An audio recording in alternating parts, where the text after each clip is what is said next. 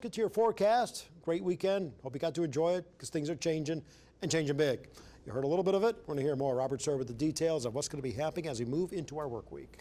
Yeah, Paul, just literally looking at some new data coming in as we speak. It's a constantly changing forecast, but what isn't changing, folks, is how nice it's going to be tomorrow, which we'll get to here in just a second. First, here's the latest on what we're thinking with the winter storm. Definitely a high impact system by the time we get to midweek. We're talking the Wednesday, Thursday time frame. Ice and snow accumulations look likely. We're still trying to pinpoint where those might be, but if you're a snow lover, you got to be north of Highway 412, it looks like, to run into any snow accumulations. I think that could change, but that's what we're thinking right now. We may have to move that snow line a little bit further north, unfortunately. Fayetteville today, you got up to 61 degrees, well above that average, which is 49 for this time of the year. Meanwhile, in Fort Smith, it's nice and quiet out there right now. You got up to 64, 11 degrees above your average, which is 53 out there. Temperatures right now really not too bad. 29 at Drake Field, 38 in Rogers, 36 in Van Buren, 4 degrees warmer than that in Fort Smith. Good evening to Tallahena at 34. Now, we talk about forecasting winter weather and where we're at in the forecast right now. Well, we're 3 to 5 days out, so we're trying to iron out the type of precipitation that could fall, the timing and the placement for your neighborhood.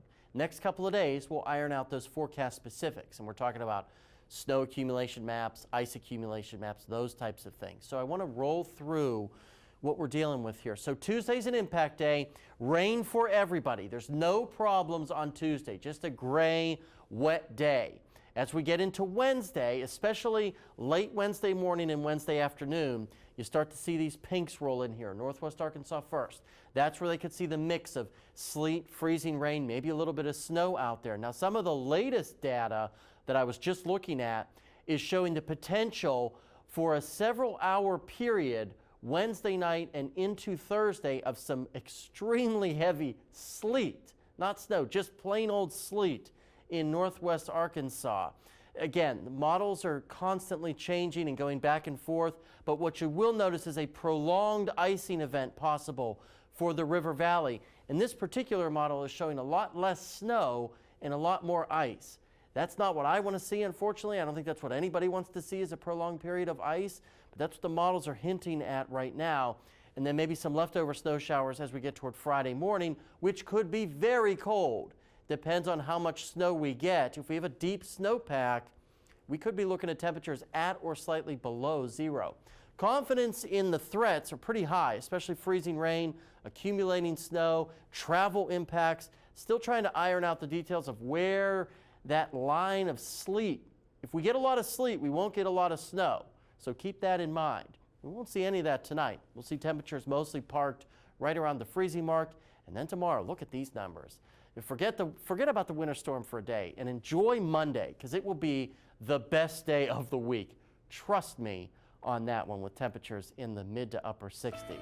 Then things get messy as we get into Tuesday. It rains. Then we'll see that rain changing to a mix of sleet and freezing rain in Northwest Arkansas, especially the evening commute and then the Thursday morning commute. It depends on if we've changed over to snow or not by then. Impact day on Friday. Look at those morning lows, Friday and Saturday morning, single digits. That is chilly.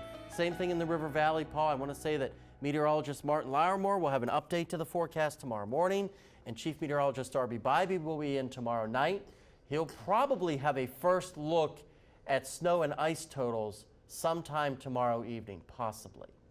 Sounds good, Robert. We'll